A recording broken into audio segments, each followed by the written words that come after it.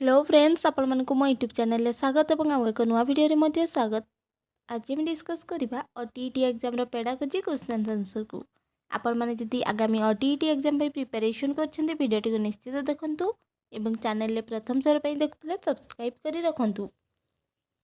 पछुआ अप्रखर अविकसित पिला मानकर बुद्ध्यांक साधारणतः केते 60 रु 70 70 रु 90 90 रु 100 ना 100 रु 120। पछुआ अप्रखर विकसित पिलांकर बुद्ध्यांक होची 70 रु 90 बा ऑप्शन बी।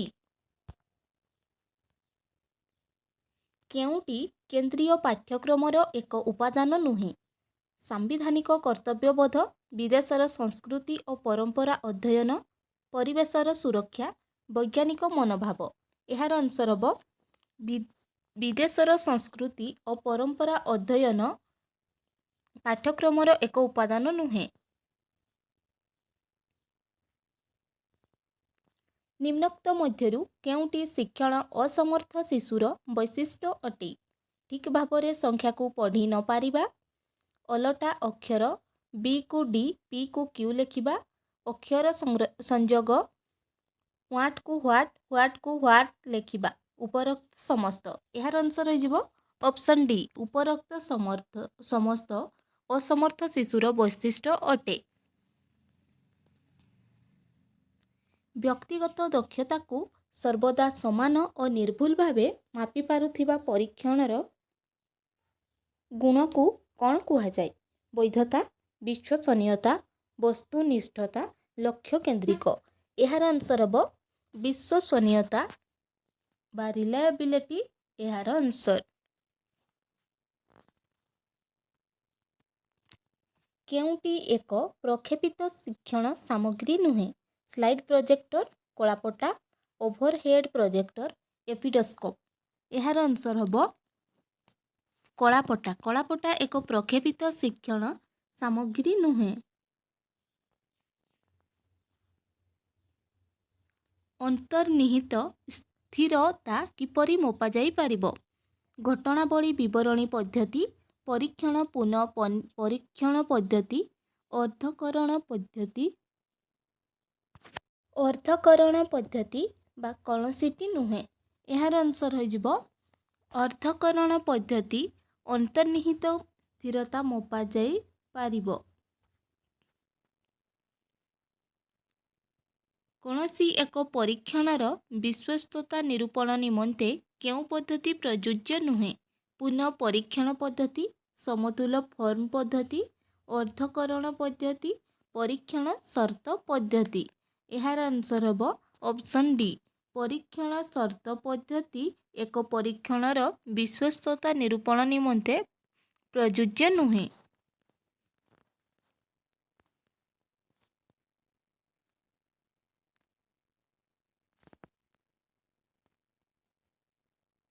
निम्नोक्त केउटी ज्ञान संगठन शिक्षणर नियम नुहे? शिक्षार्थी माने निज निमंते ज्ञान संगठन करिथांती। शिक्षण एक ज्ञान संगठन प्रक्रिया। शिक्षण एक सामाजिक क्रिया बा कार्य। शिक्षण श्रेणी कक्षरे कौनसी समस्यार समाधान रे उपनीत हेबा निमंते चेष्टा करिथांती। यार आंसर हो ऑप्शन डी शिक्षक श्रेणी कक्षरे कौनसी समस्यार समाधान रे उपनीत हेबा निमंते चेष्टा करिथांती। यह ज्ञान संगठन शिक्षणर नियम नुहे।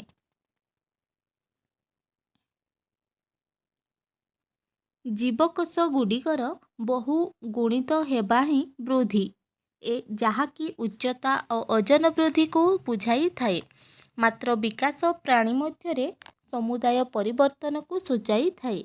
यही उक्तिटी को किए कहिथिले? ई बी हॉर्लक प्रांक क्रो एवं क्रो आल्बर्ट। यार आंसर हो प्रांक। यही उक्तिटी को प्रांक कहिथिले।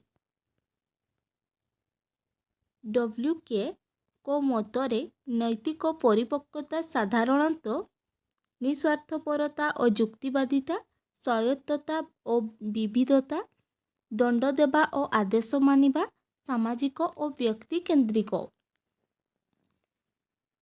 परिपक्वता साधारणतः ନିସ୍ୱାର୍ଥପରତା ଓ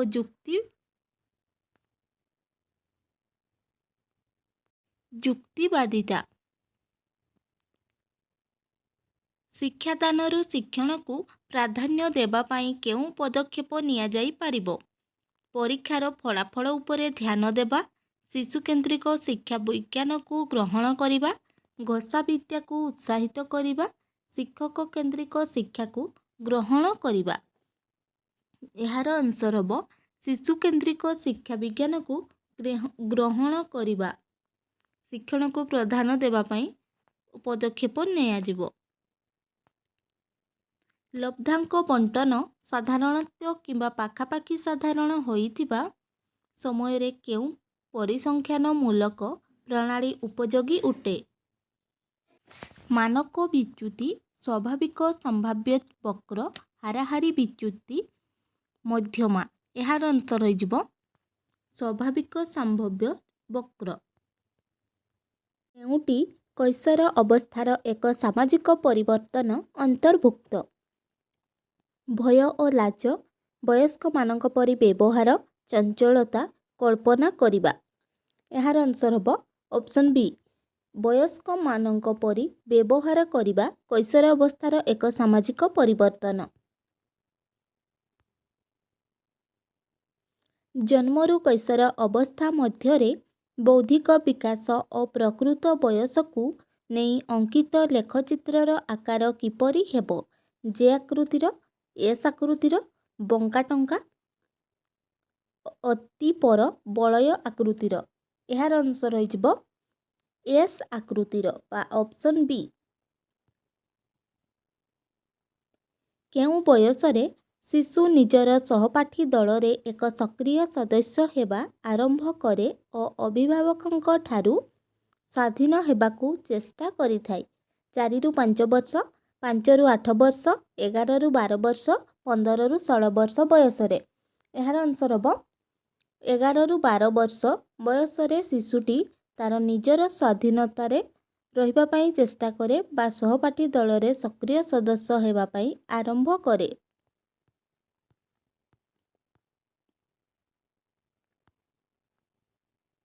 ନିମ୍ନୋକ୍ତ କେଉଁ ଉକ୍ତିଟି ଶିକ୍ଷଣ କାର୍ଯ୍ୟଧାରାର ଏକ ବୈଶିଷ୍ଟ୍ୟ ନୁହେଁ?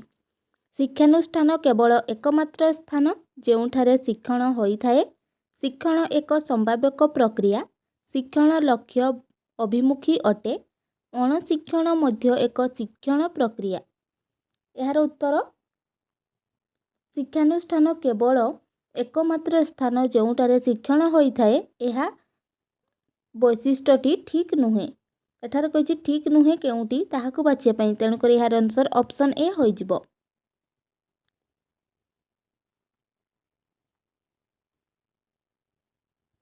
ଶିକ୍ଷା ଅଧିକାର ଅଧିନିୟମ 2009 ଅନୁଯାୟୀ ସ୍ୱତନ୍ତ୍ର ଆବଶ୍ୟକତା ଥିବା ଶିକ୍ଷାର୍ଥୀ କିପରି ଅଧ୍ୟୟନ କରିବେ? ସେମାନଙ୍କ ପାଇଁ ସ୍ୱତନ୍ତ୍ର ଭାବେ ନିର୍ମିତ ବିଦ୍ୟାଳୟରେ ଅଭିଭାବକଙ୍କ ଯତ୍ନ ଓ ସ୍ୱତନ୍ତ୍ର ରକ୍ଷଣାବେକ୍ଷଣକାରୀଙ୍କ ଆବଶ୍ୟକୀୟ ସହାୟତାରେ ନିଜ ଘରେ ନା ଅନ୍ତର୍ନିବେଶୀ ଶିକ୍ଷା ବ୍ୟବସ୍ଥା ଯେଉଁ ସ୍ଥାନରେ ସମସ୍ତଙ୍କର ବ୍ୟକ୍ତିଗତ ଆବଶ୍ୟକତା ଅନୁଯାୟୀ ବ୍ୟବସ୍ଥା ହୋଇଥିବ। ନା ବୃତ୍ତିଭିତ୍ତିକ ଶିକ୍ଷକ କେନ୍ଦ୍ରରେ ଯେଉଁଠାରେ ସେମାନଙ୍କୁ ଜୀବନ ଧାରଣ କୌଶଳ ନିମନ୍ତେ ପ୍ରସ୍ତୁତ କରାଯାଇପାରିବ। ଏହାର ଆନ୍ସର ହେବ ଅପସନ୍ ସି, ଯେଉଁ ସ୍ଥାନରେ ସେମାନଙ୍କର ବ୍ୟକ୍ତିଗତ ଆବଶ୍ୟକତା ଅନୁଯାୟୀ ବ୍ୟବସ୍ଥା ହୋଇଥିବ ସେହିଠାରେ ସେମାନେ ସ୍ୱତନ୍ତ୍ର ଆବଶ୍ୟକତା ଥିବା ଶିକ୍ଷାର୍ଥୀ ପଠନ କରିବେ।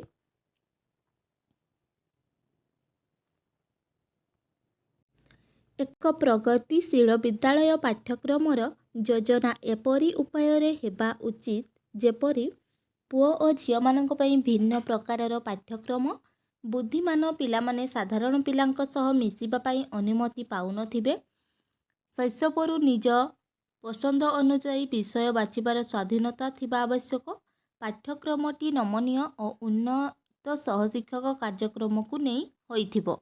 ତେଣୁକରି ଏହାର ଆନ୍ସର ହୋଇଯିବ ଅପସନ୍ ଡି।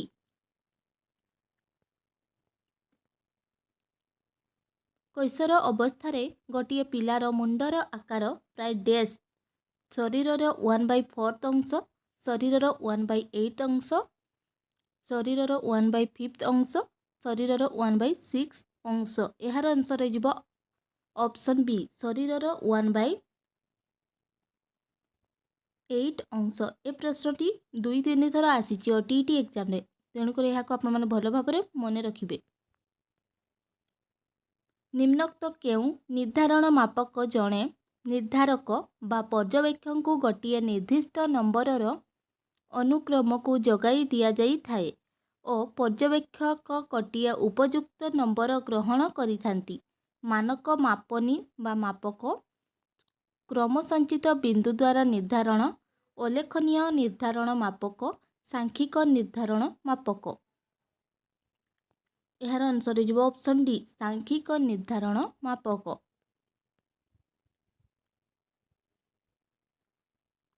ହାବିଗ୍ରୁଷ୍ଟଙ୍କ ଅନୁଯାୟୀ ନିମ୍ନୋକ୍ତ କେଉଁଟି କିଶୋରର ବିକାଶ ଜନିତ କାର୍ଯ୍ୟ ନୁହେଁ? ଜଣକର ଶାରୀରିକ ଗଠନ ଓ ବିକାଶକୁ ଇଚ୍ଛାପୂର୍ବକ ଗ୍ରହଣ କରିବା, ସାମାଜିକ ଗ୍ରହଣୀୟ ବ୍ୟବହାରକୁ ବିକାଶ କରାଇବା, ବିବାହ ଓ ପାରିବାରିକ ଜୀବନ ନିମନ୍ତେ ପ୍ରସ୍ତୁତ କରିବା, ଲିଙ୍ଗ ବିଭେଦତା ଶିକ୍ଷଣ। ଏହାର ଆନ୍ସର ହୋଇଯିବ ଅପସନ୍ ଡି ଲିଙ୍ଗ ବିଭେଦତା ଶିକ୍ଷଣ କୈଶୋରର ବିକାଶ ଜନିତ କାର୍ଯ୍ୟ ନୁହେଁ। ସାଙ୍କେତିକ ଶିକ୍ଷଣକୁ ସାଧାରଣରେ ଅନ୍ୟ ଅର୍ଥରେ କହିବାକୁ ଗଲେ କରଣବାଦୀ ଅନୁବନ୍ଧନ, ଶାସ୍ତ୍ରୀୟ ଅନୁବନ୍ଧନ, ଶିକ୍ଷଣ ଶୃଙ୍ଖଳ, ଶାବ୍ଦିକ ସହଯୋଗୀ ଶିକ୍ଷଣ। ଆନ୍ସର ହେବ ଶାସ୍ତ୍ରୀୟ ଅନୁବନ୍ଧନ। ନିମ୍ନଲିଖିତ ମଧ୍ୟରୁ କେଉଁଟି ମୂଲ୍ୟାୟନର ଉଦ୍ଦେଶ୍ୟ ଅଟେ? ଶିକ୍ଷଣ ଅସୁବିଧା ବିଷୟରେ ଜାଣିବା, ଶିକ୍ଷଣର କୃତି ମାପିବା, ଶିକ୍ଷଣ ପ୍ରକୃତରେ ସମ୍ପନ୍ନ ହୋଇଛି କି ନାହିଁ ଜାଣିବା, ଉପରୋକ୍ତ ସମସ୍ତ। ଏହାର ଆନ୍ସର ହେବ ଅପସନ୍ ଡି ଉପରୋକ୍ତ ସମସ୍ତ ମୂଲ୍ୟାୟନ ଉଦ୍ଦେଶ୍ୟ ଅଟେ। ମୂଲ୍ୟାୟନର ଉଦ୍ଦେଶ୍ୟ। ସର୍ବେକ୍ଷଣରେ ତଥ୍ୟକୁ ଦଳ ବା ଉପଦଳରେ ଭାଗ କରିବା ପାଇଁ କେଉଁ ମାପନୀ ବ୍ୟବହାର କରାଯାଏ? ସଂଖ୍ୟାକ୍ରମିକ, ନାମାଙ୍କ, ଅନ୍ତରାଳ, ଅନୁପାତିକ। ଏହାର ଆନ୍ସର ହୋଇଯିବ ନାମାଙ୍କ ବା ଅପସନ୍ ବି। ମିତା ଜାଣିବାକୁ ଚାହୁଁଛି ଯେ ସେ ଏହି ନିର୍ଦ୍ଦିଷ୍ଟ ଚାକିରିରେ ଉତ୍ତମ ଫଳ ପ୍ରଦର୍ଶନ କରିପାରିବ କି ନାହିଁ। ନିମ୍ନୋକ୍ତ ମଧ୍ୟରୁ କେଉଁ ସାଧନଟି ଏଥିପାଇଁ ପ୍ରଯୁଜ୍ୟ ହେବ ବୋଲି ଭାବୁଛ? ଉପଲବ୍ଧି ପରୀକ୍ଷଣ, ମନୋବୃତ୍ତି ମାନଦଣ୍ଡ, ଅଭିକ୍ଷମତା ପରୀକ୍ଷଣ ନା ବୁଦ୍ଧି ପରୀକ୍ଷା? ଆନ୍ସର ହେବ ଅଭିକ୍ଷମତା ପରୀକ୍ଷଣ ବା ଅପସନ୍ ସି। ଏକ ସଶକ୍ତ ବିଦ୍ୟାଳୟ ନିଜ ଶିକ୍ଷକମାନଙ୍କର କେଉଁ ଗୁଣକୁ ସର୍ବଦା ପ୍ରୋତ୍ସାହିତ କରିଥାଏ? ପ୍ରତିଯୋଗିତାମୂଳକ ମନୋବୃତ୍ତି, ପରୀକ୍ଷଣ ପ୍ରବୃତ୍ତି, ସ୍ମରଣ ଶକ୍ତି, ଶୃଙ୍ଖଳିତ ପ୍ରକୃତି। ଏକ ସଶକ୍ତ ବିଦ୍ୟାଳୟ ନିଜ ଶିକ୍ଷକମାନଙ୍କର କେଉଁ ଗୁଣକୁ ସର୍ବାଧିକ ପ୍ରୋତ୍ସାହିତ କରିଥାଏ? ଶୃଙ୍ଖଳିତ ପ୍ରକୃତି। ଆବେଗ ସୃଷ୍ଟିର କାରଣ ଡ୍ୟାସ୍? ଅଭ୍ୟାସ, ସହଜାତ ପ୍ରବୃତ୍ତି, ଶାରୀରିକ ବିକାଶ, ଧାରଣାର ଅବତାରଣା। ଆନ୍ସର ହୋଇଯିବ ସହଜାତ ପ୍ରବୃତ୍ତି ବା ଅପସନ୍ ବି। ପ୍ରତିଭାବାନ ଶିଶୁମାନଙ୍କ ଶିକ୍ଷକମାନଙ୍କର କେତେ ନିର୍ଦ୍ଦିଷ୍ଟ ଗୁଣାବଳୀ ଆବଶ୍ୟକ?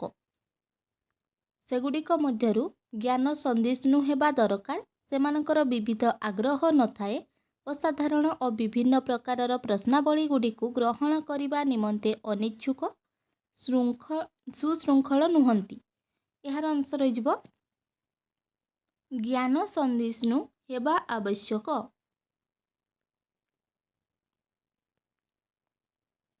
କେଉଁଟି ପାଠ୍ୟକ୍ରମର ଏକ ପ୍ରକାର ନୁହେଁ? ଶିଶୁକେନ୍ଦ୍ରିକ, ଅଭିଜ୍ଞତା ଭିତ୍ତିକ, ଅଞ୍ଚଳ ଭିତ୍ତିକ, କର୍ମକେନ୍ଦ୍ରିକ। ଆନ୍ସର ହେବ କର୍ମକେନ୍ଦ୍ରିକ ବା ଅପସନ୍ ଡି ପାଠ୍ୟକ୍ରମର ଏକ ପ୍ରକାର ନୁହେଁ। କାହା ମତରେ ଯୋଗ ହେଉଛି ବିଦ୍ୟା ସତ୍ୟ ସହିତ ବ୍ୟକ୍ତି ସତ୍ତାର ପରିଚୟ ପ୍ରତିଷ୍ଠା? ରବୀନ୍ଦ୍ରନାଥ ଟାଗୋର, ମହାତ୍ମା ଗାନ୍ଧୀ, ଶ୍ରୀ ଅରବିନ୍ଦ, ପତଞ୍ଜଳି। ଏହାର ଆନ୍ସର ହୋଇଯିବ ଶ୍ରୀ ଅରବିନ୍ଦଙ୍କ ମତରେ ଯୋଗ ହେଉଛି ବିଦ୍ୟା ସତ୍ୟ ସହିତ ବ୍ୟକ୍ତି ସତ୍ତାର ପରିଚୟ ପ୍ରତିଷ୍ଠା।